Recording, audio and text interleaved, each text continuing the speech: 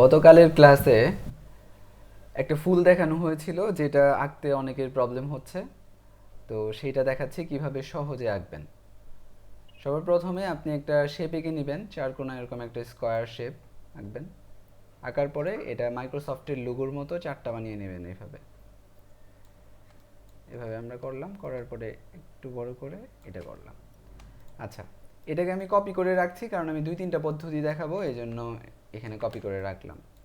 আচ্ছা, আমি ক্লাসে যেভাবে দেখিয়েছিলাম, ডিরেক্ট সিলেকশন টুল নিব, এভাবে ড্রাগ করে সিলেক্ট করব উপরের পাশটা, এরপরে শিফট ধরে নিচের পাশটা, এরপরে হচ্ছে মাঝখানে এভাবে ডানে বামে সিলেক্ট করব। সিলেক্ট করার পর চতুর্দিকে অ্যাঙ্কর পয়েন্টগুলো দেখা যাবে, অ্যাঙ্কর পয়েন্ট না কর্নার ওয়েজেটগুলো দেখা যাবে। এরপরে যে কোনো একটার মধ্যে জাস্ট ক্লিক করে ধরে টান দিলেই এই ফুলটা হয়ে যাবে। আচ্ছা, দ্বিতীয় আরেকটা পদ্ধতি দেখাই। এটা হলো আমি যদি পুরোটাকে সিলেক্ট করি একসাথে তাহলে সবগুলোই সিলেক্ট হয়ে যায়। এখন আমার শুধু এই ভেতরের যে চারটা আছে এটা ডিসিলেক্ট করা প্রয়োজন। এটার জন্য কন্ট্রোল ওয়াই দিব। কন্ট্রোল ওয়াই দিলে এটার যে স্ক্রেচটা এটা দেখা যাবে। তখন শিফট চাপ দিয়ে শুধু আমি মাঝখান থেকে এতটুকু সিলেক্ট করব, এই চারটা। তখন এই চারটা ডিসিলেক্ট হয়ে যাবে।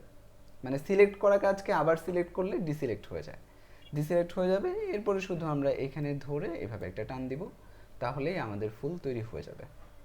এতটুকুই।